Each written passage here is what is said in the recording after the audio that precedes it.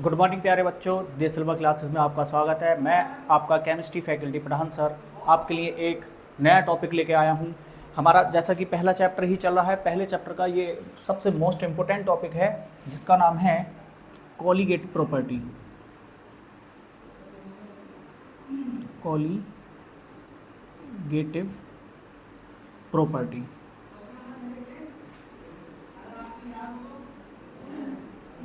Properties Hindi में से बोलते हैं अणु संख्य गुणधर्म।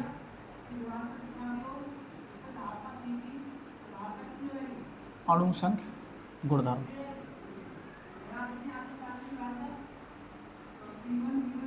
अणु संख्य गुणधर्म। अणु संख्य गुणधर्म क्या होता है? तो इसकी डेफिनेशन है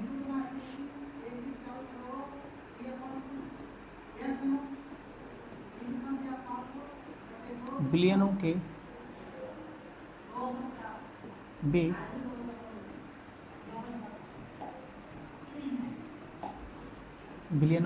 वे गुण जो विलायक की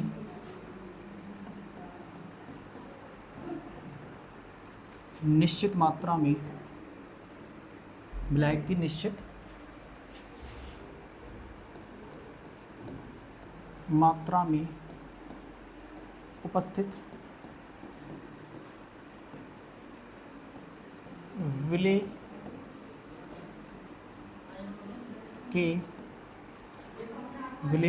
विलेय के कणों की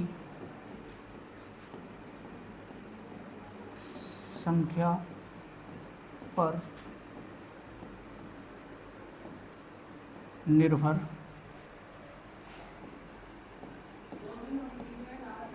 करते हैं।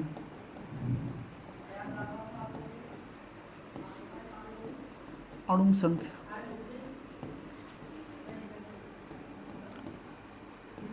गुणधर्म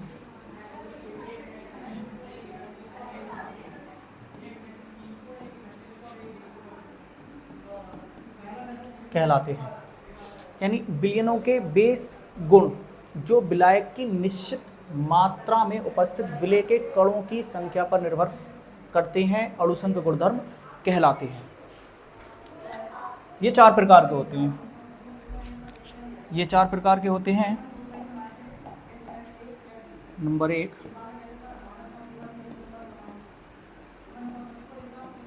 वाष्प दाब का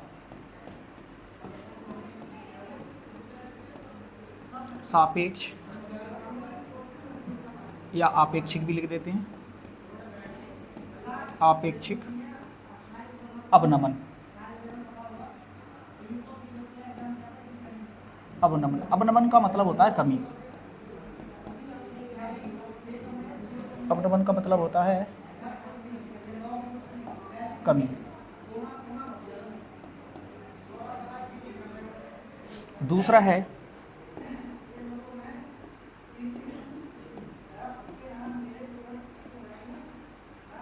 क्वथनांक का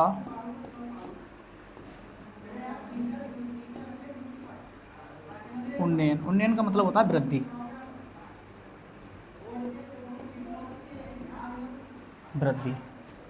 तीसरा है हमारा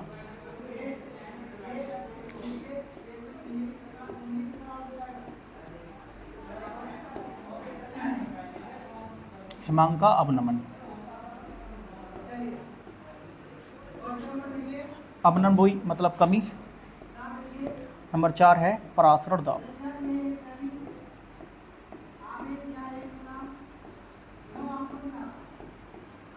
ये हमारी 4 कोलिगेटिव प्रॉपर्टीज हैं जिसे हिंदी में अणु संख्य गुणधर्म बोलते हैं। तो पहला है वाष्प दाब का सापेक्ष अवनमन यानी आपेक्षिक अवनमन, और दूसरा है क्वथनांक का उन्नयन, और तीसरा है हमारा हिमांक का अवनमन, और चौथा है परासरण दाब। तो आज हम पहला स्टार्ट करेंगे वाष्प दाब का सापेक्ष अवनमन या आपेक्षिक अवनमन। इससे पहले हम जानेंगे कि द्रव का वाष्प दाब होता क्या है। द्रव का वाष्प दाब।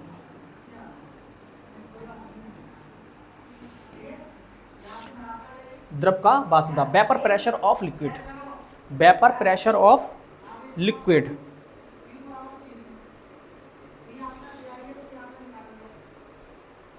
वेपर प्रेशर ऑफ लिक्विड, तो इसे हम बोल देंगे बीपी, शॉर्ट में क्या बोल सकते हैं इसे, बीपी। पहले डायग्राम से समझ लेते हैं इसे।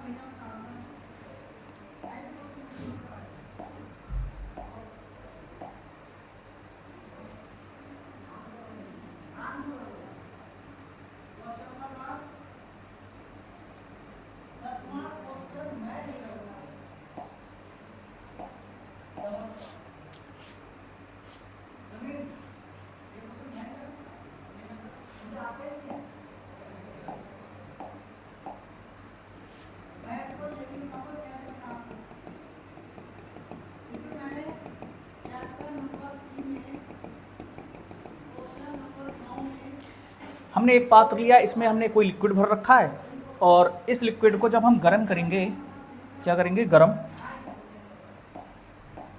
करेंगे, टेम्परेचर देंगे इसे,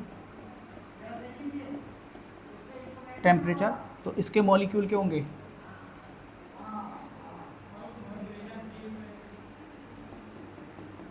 ये मैंने एक ढक्कन लगा दिया इसके ऊपर, इसके बनेंगे वेपर्स बनेंगे, यानी भाप बने, इसकी भाप बनेगी, बाष्प बनेंगे, ये बाष्प इसके ऊपर जाके क्या आएंगे, टकराएंगे, और इस पर एक दाब लगाएंगे, ऊपर को दाब लगाएंगे, क्या लगाएंगे, इसके ऊपर एक दाब लगाएंगे।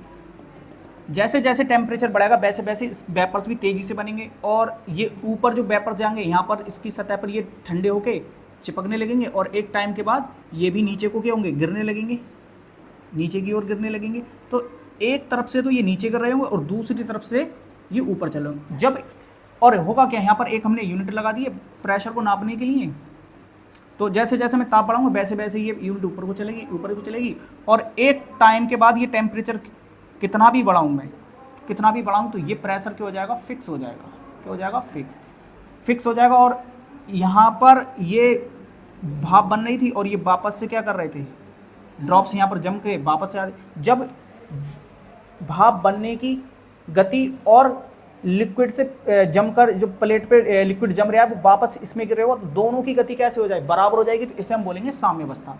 साम्यावस्था के बाद ये प्रेशर हमारा क्या हो जाएगा, फिक्स हो जाएगा, फिर ये हम कितना भी टेम्परेचर दें फिर ये प्रेशर नहीं बढ़ेगा।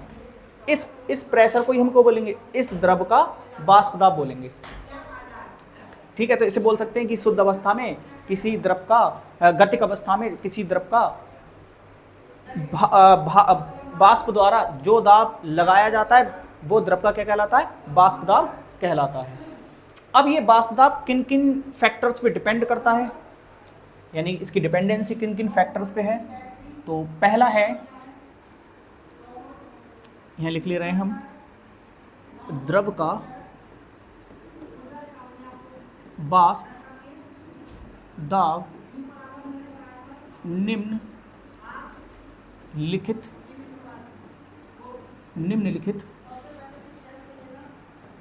कारकों पर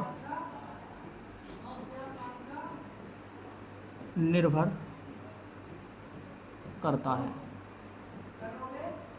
पहला जो कारक है वो है द्रव की प्रकृति, द्रव की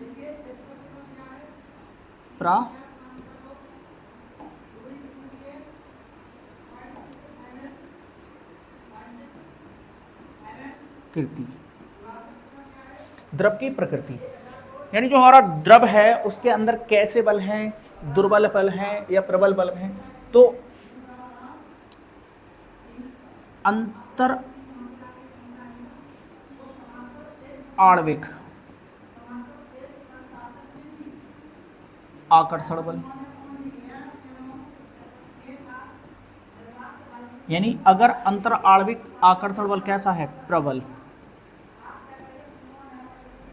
प्रबल अंतर आणविक आकर्षण बल, यानी जिस द्रव का अंतर आणविक आकर्षण बल कैसा है, स्ट्रॉन्ग है, यानी कि इंटर मॉलिक्यूलर फोर्स क्या है, स्ट्रॉन्ग है, तो उनका जो वेपर प्रेशर होगा, यहां लिख ले रहे हैं हम, एक लिख ले रहे हैं दुर्बल, दुर्बल अंतर आणविक, अंतर आणविक आकर्षण बल, ये स्ट्रॉन्ग है,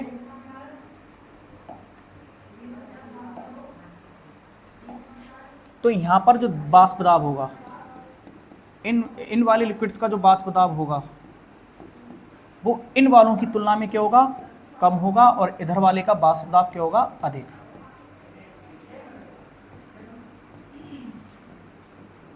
यानी कि जिन लिक्विड्स के अणुओं के बीच या अंत अणुओं के बीच अंतरा आणविक अंतरा या प्रबल अंतरा आणविक आकर्षण बल होगा, अगर लिक्विड्स के बीच के लिक्विड्स के अणुओं के बीच कैसा होगा, प्रबल अंतरा आणविक बल, अंतरा आणविक आकर्षण बल अगर अधिक है तो उनके वाष्प दाब क्या होंगे, कम होंगे, और इनके दुर्बल अंतरा आणविक आकर्षण बल है तो उनके वाष्प दाब क्या होंगे, ज्यादा होंगे, क्योंकि ये दुर्बल है, आसानी से कम टेम्परेचर पर जल्दी टूटेंगे बॉन्ड इनके, और ये जल्दी छोड़ेंगे। इनके बीच में क्या है, स्ट्रॉन्ग, यानी कि इनके बीच में बहुत एक दूसरे को बहुत अच्छे से जकड़े हुए होंगे, तो अगर मैं इन्हें गर्म करूंगा तो इनके मुकाबले इन्हें मुझे ज्यादा गर्म करना पड़ेगा, इनके बॉन्ड देर से टूटेंगे, इस वजह से ये देर से ऊपर पहुंचेंगे, इसलिए इनके वेपर प्रेशर क्या होंगे, कम होंगे। ठीक है, तो अब यहां पर हम एक क्रम लिख लेते हैं कि सबसे ज्यादा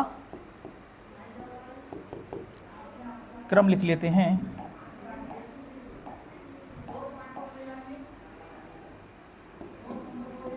हाइड्रोजन बंध सबसे ज्यादा स्ट्रांग होता है, और द्विध्रुव द्विध्रुव द्विध्रुव द्विध्रुव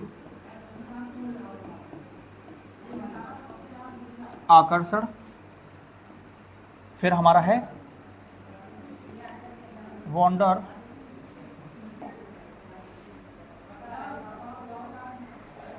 वॉन्डर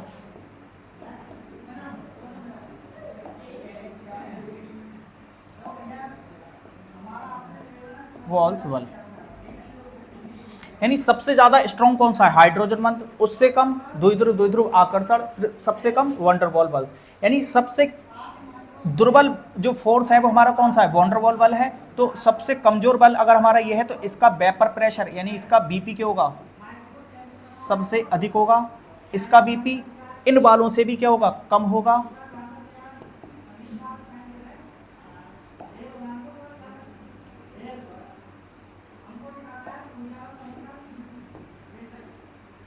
और सबसे कम बीपी किसका होगा, जिनके बीच में हमारा हाइड्रोजन बॉन्ड है, यानी जितना बल कमजोर होगा उसका वेपर प्रेशर उतना ही ज्यादा होगा। तो सबसे ज्यादा कमजोर बल कौन सा है, वॉन डेर वाल बल्स, और ये जो है हैवी मॉलिक्यूल्स के बीच में पाया जाता है। वॉन डेर वाल बल्स किसके बीच में, हैवी मॉलिक्यूल्स के बीच में। द्विध्रुव द्विध्रुव जिन पर प्लस माइनस चार्ज आ रहे होगा तो प्लस माइनस के कारण क्या होंगे, एक दूसरे को अट्रैक्ट करेंगे। और हाइड्रोजन बॉन्ड केवल और केवल जिनकी विद्युत ऋणात्मकता अधिक होती है उन्हीं के साथ बनाता है। और सबसे ज्यादा जो हमारा इसके याद करने के लिए जो सबसे बेस्ट ट्रिक है वो है हमारा फोन, FON, यानी कि हाइड्रोजन बॉन्ड फ्लोरीन, ऑक्सीजन और नाइट्रोजन के साथ बनता है। इनके अलावा ये किसी के साथ हाइड्रोजन बॉन्ड नहीं बनाएगा। और द्विध्रुव द्विध्रुव आकर्षण यानी एक पे प्लस चार्ज होगा, एक मॉलिक्यूल्स पे नेगेटिव चार्ज होगा, जिसकी वजह से ये एक दूसरे को आकर्षित करेंगे। और वॉन डेर वाल्स बल्स क्या होता है, हैवी मॉलिक्यूल्स के बीच में पाया जाता है। ठीक है, तो सबसे ज्यादा वेपर प्रेशर किसका होगा, वॉन डेर वाल्स बल, जिन अणुओं के बीच में वॉन डेर वाल्स बल होगा उनका वेपर प्रेशर सबसे अधिक होगा। और जिन मॉलिक्यूल्स के बीच में द्विध्रुव द्विध्रुव आकर्षण बल है उनका vapour pressure van der Waals वालों से क्या होगा, कम होगा, लेकिन हाइड्रोजन वालों से क्या होगा, ज्यादा। और सबसे कम वेपर प्रेशर किसका होगा, उन मॉलिक्यूल्स यानी उन लिक्विड्स को होगा जिनके मॉलिक्यूल्स के बीच में हाइड्रोजन बंध पाया जाता है, या ऐसे बोलते हैं उन द्रवों का वाष्प दाब सबसे कम होगा जिनके बीच में हाइड्रोजन बंध पाया जाता है। ठीक है, क्योंकि उनके जो अणु है वो एक दूसरे को बहुत स्ट्रॉन्ग यानी प्रबल प्रबल आकर्षण बल होगा उनके अणुओं के बीच में, ठीक है। तो आगे बढ़ते हैं, इसका नेक्स्ट हमारा है ताप। नेक्स्ट है ताप।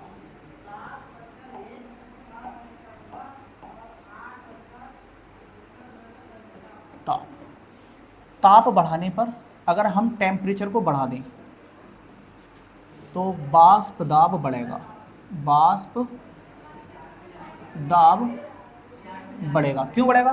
ताप बढ़ाने से अणुओं की गतिज ऊर्जा बढ़ जाएगी। क्या बढ़ जाएगी? गतिज ऊर्जा बढ़ जाएगी। ताप बढ़ाने से क्या बढ़ेगी?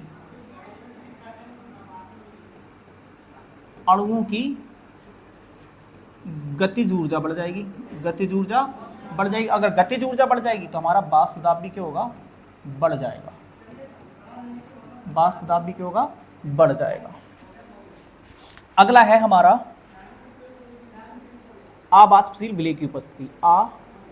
अवाष्पशील विलेय की उपस्थिति। विलेय की उपस्थिति। अवाष्पशील विलेय की उपस्थिति, इसे समझते हैं।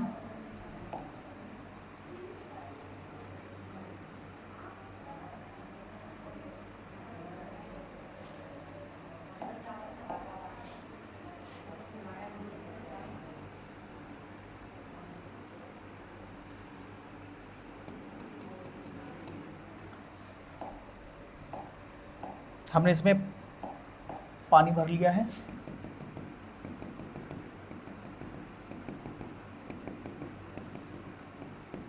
और हमने इसमें एक अवाष्पशील विलेय मिला दिया। चलो अवाष्पशील विलेय हम चीनी मिला ले रहे हैं।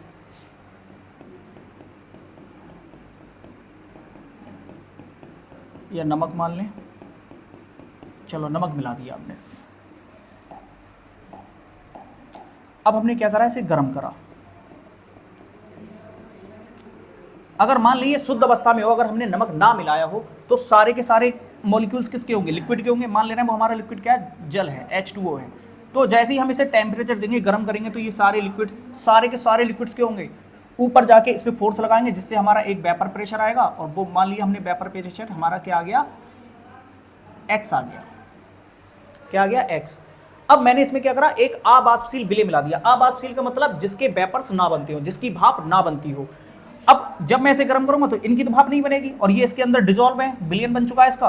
और जैसे ही मैं गर्म करूंगा तो इसके यानी जल के अणु क्या बनेंगे? इसके तो वेपर्स बनेंगे, और ये वेपर्स बन के उड़ के जा रहे होंगे, और इन्हें कौन रोक लेगा? ये वाला जो अवाष्पशील विलेय है ये इसे क्या करेगा? रोक लेगा, जिसकी वजह से ये फिर से वापस आ जाएंगे। तो शुद्ध अवस्था में तो सारे के सारे मॉलिक्यूल्स ऊपर इस पे प्रेशर लगा रहे थे, बढ़िया करके प्रेशर लग रहा था ऊपर। लेकिन अब यहां पर अवाष्पशील विलेय आ चुका है, तो वो क्या होगा? ये जा रहे होगा ऊपर को।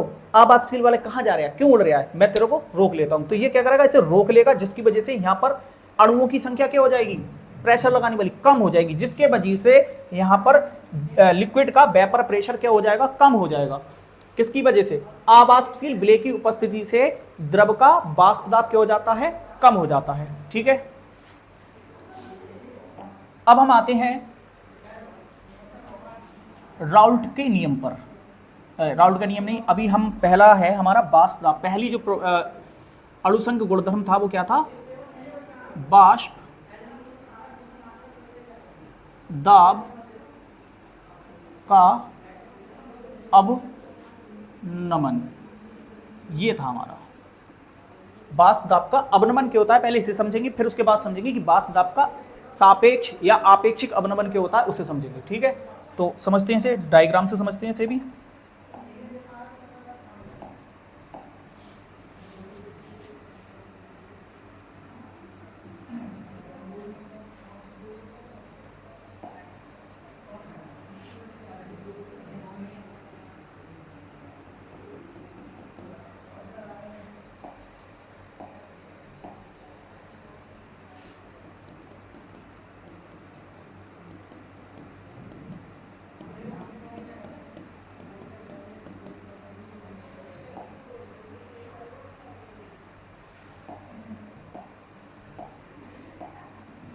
हाँ, इसमें हमने एक लिक्विड भर लिया है शुद्ध अवस्था में, अभी कोई विलय नहीं मिला है, तो ये कैसा है हमारा शुद्ध विलायक है, शुद्ध विलायक। शुद्ध विलायक, ब्लैक को हम कहाँ से लिखते हैं, ए से। मैंने इसे टेम्परेचर दिया, गर्म करा, गर्म करा, और यहाँ पर मैंने एक यूनिट लगा दी है प्रेशर नापने की। अब जैसे जैसे मैं गर्म करूँगा वैसी वैसे इसके करेंगे वेपर्स बनेंगे, वेपर्स बनेंगे तो ऊपर एक प्रेशर लगाएंगे इसके ऊपर, प्लेट के ऊपर, और वो प्रेशर हमारा यहाँ पर रीड होगा, ये धीरे धीरे धीरे धीरे बढ़ता रहेगा। क्या हुआ ये,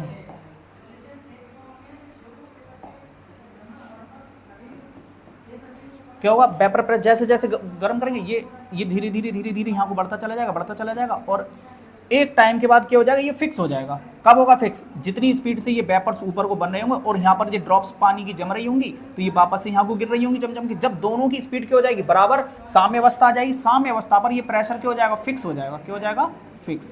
अच्छा, इस अभी कैसा है, ये शुद्ध विलायक है, तो ये प्रेशर भी क्यों किसका होगा, शुद्ध विलायक है, यानी विलायक मतलब ए का, शुद्ध है तो इसके ऊपर क्या लगा दें, नोट। मान लिया कि ये हमारा आ गया 15, मान ले रहे हैं कि हमारा ये कितना आ गया, 15 आ गया। अब 15 आ गया, अब मैंने क्या करा, इसी लिक्विड में मैंने इसे ठंडा कर लिया, फिर दोबारा आके मैंने प्लेट हटा करके इसमें मैंने एक चम्मच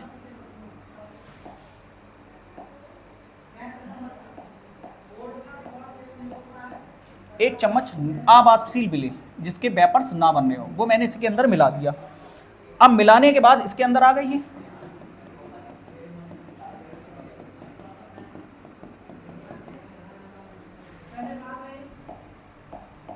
अब इसके अंदर अब ये क्या बन गया, बिलियन। अब मैंने इसे फिर से इसे टेम्परेचर करा, अब क्या था, ये वेपर्स बन के जा रहे थे, तो ये जो विलेय के अणु मिला रखे हैं ये इसे रोकेंगे, जिसकी वजह से अब वेपर प्रेशर किसका आएगा, बिलियन में। अब शुद्ध नहीं है तो हो फिर भी है किसका, विलायक, क्योंकि विलेय क्या है, अवाष्पशील है, विलेय क्या है, अवाष्पशील।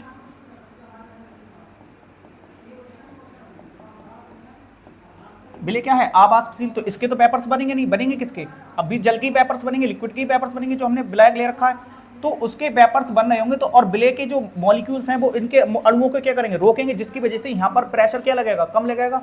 तो हो सकता है हमने इसे देखा कैलकुलेट करके, तो ये कितना आया, कम आया थोड़ा, तो मैं देखूंगा इसमें कितने की कमी आई। तो कमी कैसे निकालूंगा, ज़्यादा वाले में से कम वाला घटा दूंगा। ज़्यादा वाला कितना है, 15 माइनस 10 कितना आ गया, 5 की कमी आई। इसे हम क्या बोलेंगे, अवनमन। इसे क्या बोलेंगे, अवनमन। ज़्यादा वाले को हम काय से लिख रहे थे, पी नोड ए से, और कम वाले को हम काय से लिख रहे हैं, पी ए से। इसे हम क्या बोल रहे हैं, शुद्ध विलायक का वाष्प दाब। नॉट का मतलब शुद्ध, ए का मतलब विलायक, और पी का मतलब वाष्प दाब। तो ये हमारा क्या है, शुद्ध विलायक का वाष्प दाब। ये क्या है, बिलियन में, अब बिलियन बन गया, विलेय पदार्थ मिला दिया, तो बिलियन में विलायक का वाष्प दाब। विलायक का क्यों, विलेय का क्यों नहीं, क्योंकि विलेय अवाष्पशील है, विलेय के वेपर्स नहीं बनेंगे तो वाष्प दाब भी किसका होगा, विलायक का ही होगा। तो ये क्या है, बिलियन में विलायक का वाष्प दाब। अब जो वाष्प दाब का अवनमन है उसकी डेफिनेशन यहीं से बनेगी, वाष्प दाब का अवनमन।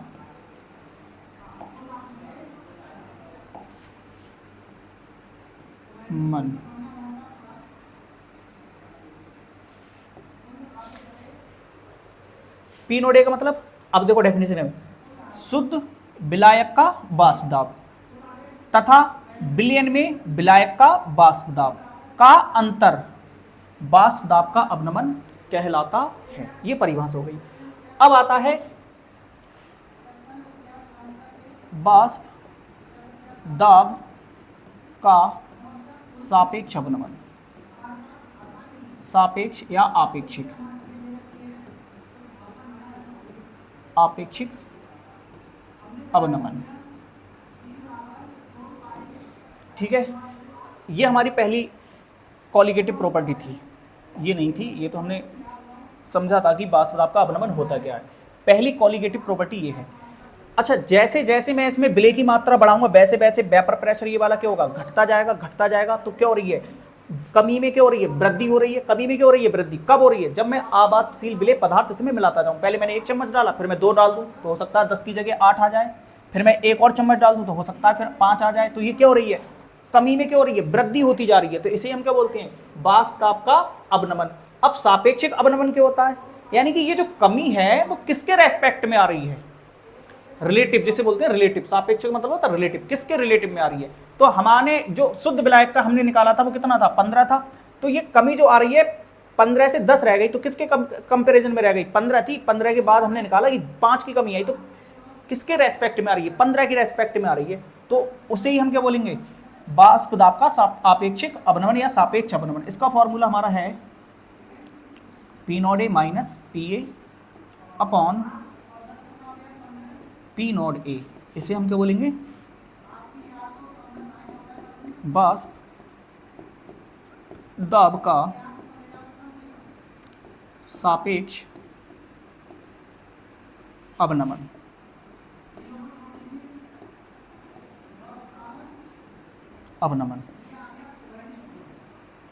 ये हमारी कोलिगेटिव प्रॉपर्टी है।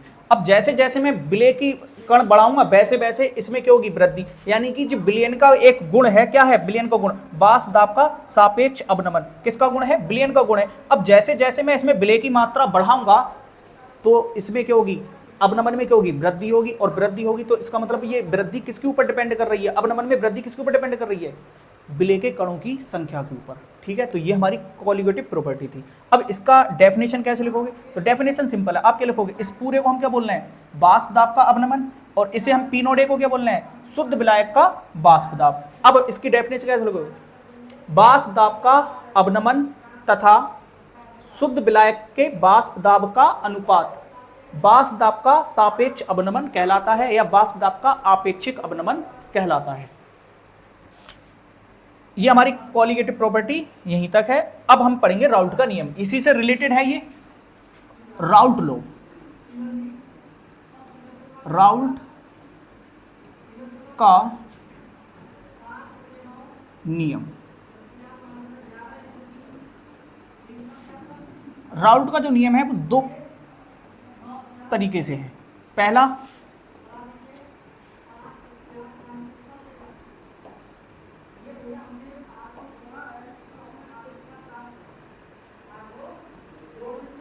अवाष्पशील विलय,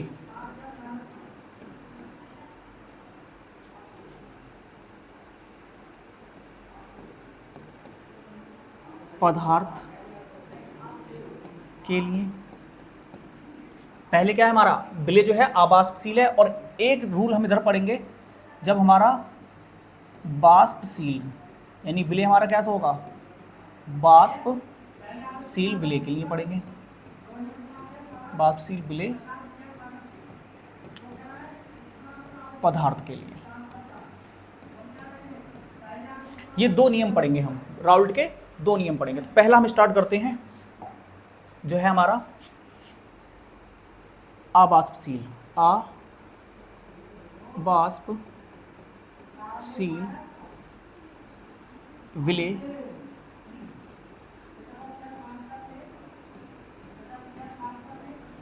पदार्थ के लिए।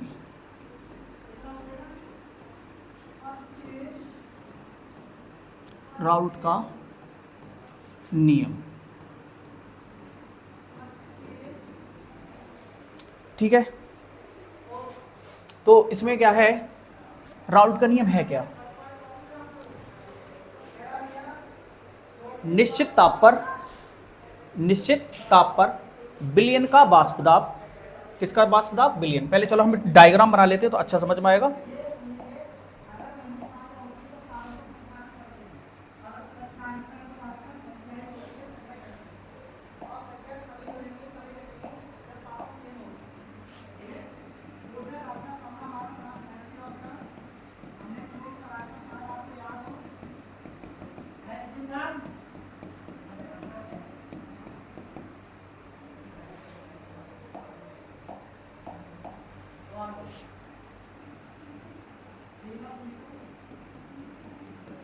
ये अभी शुद्ध अवस्था में है, तो इसे बोलेंगे हम शुद्ध अवस्था, यानी शुद्ध विलायक है हमारा ये। और इसका हम वेपर प्रेशर निकाल लेंगे।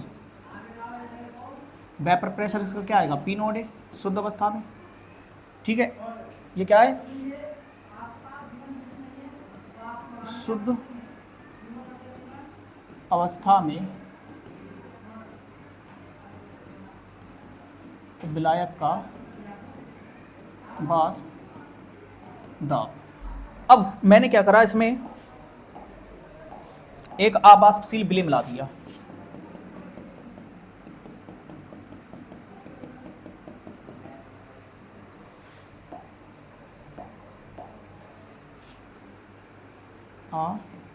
अवाष्पशील विलय, अवाष्पशील विलय मिला दिया मैंने इसमें कोई, ठीक है। तब ये क्या बन गया हमारा, विलयन। अब इस विलयन का भी वाष्प दाब होगा, और विलयन के वाष्प दाब, अब देखो अशुद्ध जब विलय मिला दिया तो ये हो गया अशुद्ध, अशुद्ध की हम के लिए करेंगे TA। तो ये हमारा क्या है, विलयन का वाष्प दाब, विलयन का वाष्प दाब बोल दें, या विलयन में विलायक का वाष्प दाब, क्योंकि विलय क्या है, अवाष्पशील, तो विलयन में जो वाष्प दाब होगा वो किसका होगा, विलायक का ही होगा। तो या तो हम बोल दें विलयन का वाष्प दाब, या हम कह सकते हैं कि विलयन में विलायक का वाष्प दाब। अब यहीं से हम क्या बनाएंगे, नियम बनाएंगे। तो नियम जो था वो था हमारा PA, राउल्ट ने जो नियम दिया था वो दिया था PA बराबर P0A इंटू XA, ये नियम दिया था राउल्ट ने। X यहां पर क्या है, विलायक का मोल प्रभाज, मोल प्रभाज। अब डेफिनेशन, इस रूल नियम क्या बनेगा, नियम बनेगा निश्चित ताप पर विलयन का वाष्प दाब, निश्चित ताप पर विलयन का वाष्प दाब शुद्ध अवस्था में, शुद्ध अवस्था में विलायक का वाष्प दाब तथा उसका मोल प्रभाज का गुणनफल, मोल प्रभाज का गुणनफल के बराबर होता है। यानी कि जो विलयन का वाष्प दाब है वो शुद्ध अवस्था में विलायक के, शुद्ध विलायक का वाष्प दाब तथा उसका मोल प्रभाज का गुणनफल के क्या होता है, बराबर होता है। ये राउल्ट ने नियम दिया था, ठीक है। तो यहां पर हमने PA बराबर क्या आया, P0A इंटू XA, ये दिया था राउल्ट ने नियम। आप लोगों ने पढ़ा है कि XA प्लस XB बराबर कितना होता है, 1। मैं यहां से XA की वैल्यू निकालना चाहता हूं, तो बताओ XA बराबर क्या हो जाएगा, 1 माइनस XB, हाँ या ना, हाँ या ना। तो इस XA की वैल्यू अगर मैं यहां पर लगा दूं समीकरण 1 में, इसे समीकरण 1 दे दिया, इसे समीकरण 1 में लगा दें, XA का मान समीकरण 1 में रख दें, रखने पर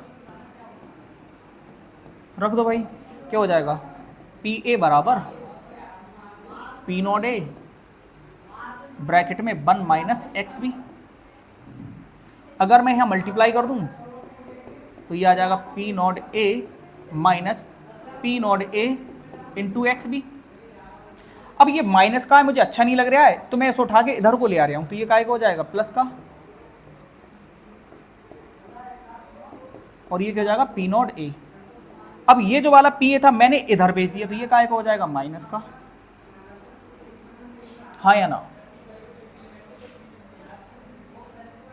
अगर मैं यहां से XB की वैल्यू निकालूं तो P0A कहां चला जाएगा, इनके बटे में आ जाएगा, इनके काय में आ जाएगा, बटे में।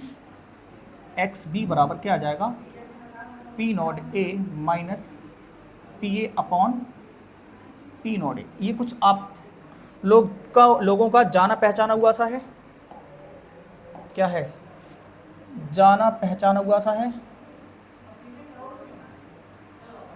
जाना पहचाना हुआ सा है।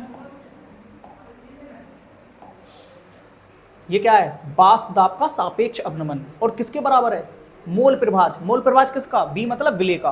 तो यहां से एक रूल बन के आ गया, इस फॉर्मूले से हमने अभी निकाला है P0A minus PA upon P0A बराबर क्या आ गया, XB आ गया। तो मैं यहां से क्या लिख सकता हूं, एक रूल लिख सकता हूं, एक रूल आ गया है बहुत सुंदर सा, वो है वाष्प दाब का सापेक्ष अवनमन या आपेक्षिक अवनमन, सापेक्ष अवनमन, वाष्प दाब का सापेक्ष अवनमन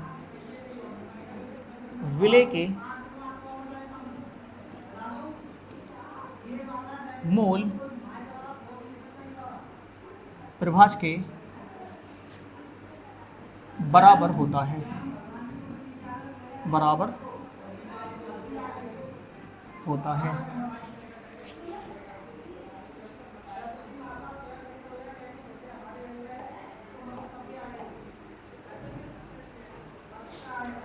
ठीक है, ये क्या है हमारा वाष्प दाब का सापेक्ष अवनमन, और ये क्या है विलेय का मूल प्रभाज। तो वाष्प दाब का सापेक्ष अवनमन विलेय के मूल प्रभाज के क्या है, बराबर है, तो हमने लिख दिया बराबर होता है। अब आते हैं हम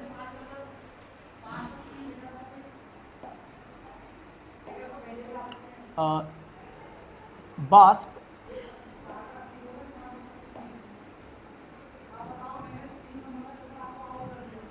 दाब का सापेक्ष अवनमन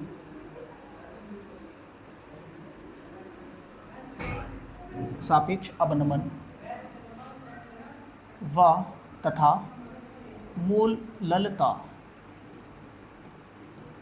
मूललता में संबंध।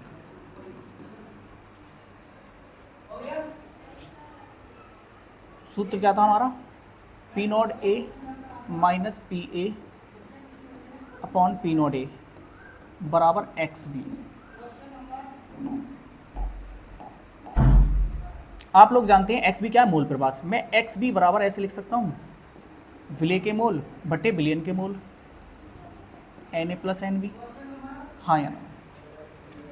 आप लोगों ने पढ़ा है पीछे ये पढ़ा है कि मोल बराबर क्या होता है, भार बटे अणु भार। अब विलेय का है तो मैं यहाँ बी लिख दूंगा। ये किसका है, ब्लैक का मोल है, तो एन ए बराबर क्या हो जाएगा,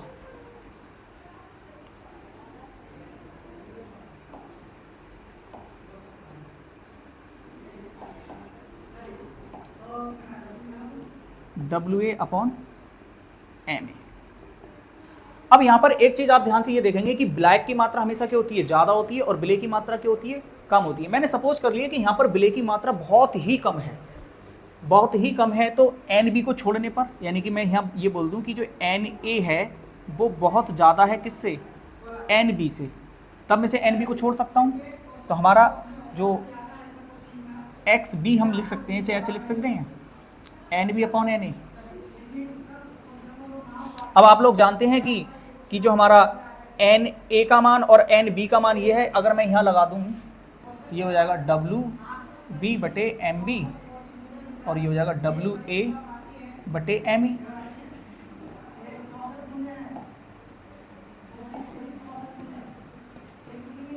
एक्स बी बराबर इसे ऐसे लिखते हैं, डब्ल्यू बी बटे एम बी गुणा, ये वाला साइन हटा के मैंने कहा लगाया गुणा का, तो जो नीचे है वो कहाँ चला जाएगा, ऊपर, यानी एम ए बटे डब्ल्यू ए।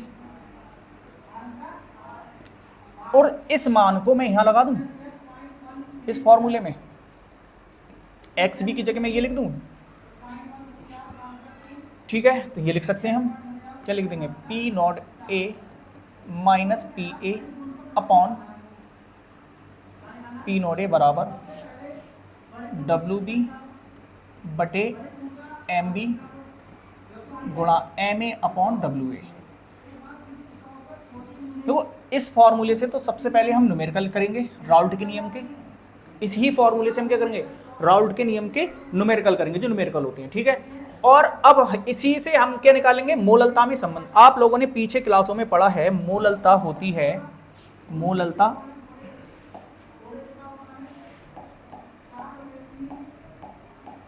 मोललता होती है m बराबर डब्ल्यू बी बटे एम बी गुणा 1000 बटे डब्ल्यू ए। अब इन दोनों फॉर्मूलों को जब आप कंपेयर करोगे तो देखो डब्ल्यू बी एम बी और यहाँ पर क्या है एम ए को थोड़ी देर के लिए भूल जाओ, यहाँ पर क्या है WA और यहाँ पर है WA। अब यहाँ पर सिर्फ एक चीज़ की कमी दिख रही है, इस फॉर्मूले में अगर यहाँ 1000 आ जाए तो M बन जाएगा। तो मैं क्या करूँगा, इसे समीकरण दे रहा हूँ 1, इसे समीकरण कितने दे रहे हैं 1, और यहाँ पर लिख ले रहे हैं समीकरण 1 भी दाईं ओर तो है ये, दाईं ओर अंश बा हर में 1000 से गुणा करने पर।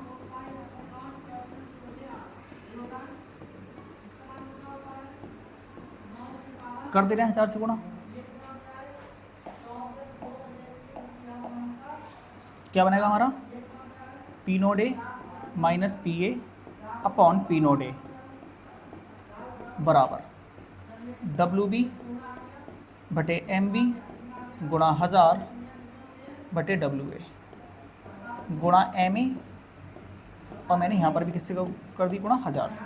देखो WB MB और MA अपॉन WA मैंने 1000 से यहाँ गुणा करा, 1000 से यहाँ। अब मैंने इसकी शकल आप लोग ध्यान से देखोगे तो ये सेम दिख रहा है, और इस पूरे की जगह मैं क्या लिख सकता हूँ M लिख सकता हूँ। तो मेरा फॉर्मूला क्या आ जाएगा P naught A minus PA upon P naught A is equal to, इसकी जगह मैं क्या लिख दूंगा M मतलब मोललता है, Ma क्या है विलायक का अणुभार है, Ma क्या है विलायक का अणुभार बटे 1000। तो इस तरीके से ये हमारा बेहतरीन संबंध आ गया है, बेहतरीन संबंध आ गया है, बेहतरीन संबंध आ गया है एक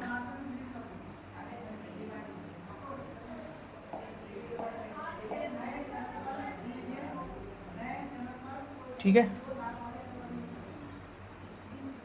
ये क्या है हमारा वाष्प दाब का सापेक्ष अपनमन, ये वाला टर्म, और ये क्या है हमारी मोललता। तो इन दोनों में क्या बन गया रिलेशन बन गया, ठीक है। ये हमारा न्यूमेरिकल के लिए बहुत ज़्यादा इंपॉर्टेंट है, इससे हम न्यूमेरिकल बहुत सरल तरीके से बहुत शॉर्ट में कर सकते हैं, ठीक है। तो आज के लिए हम इतना ही रखते हैं, और कल हम राउल्ट के नियम पढ़ेंगे, वाष्पशील जब हमारा विलेय पदार्थ कैसा होगा वाष्पशील होगा। तो आज के लिए इतना ही, थैंक यू, जय हिंद, जय भारत, और इस क्लास को ज़्यादा से ज़्यादा शेयर करें, ठीक है।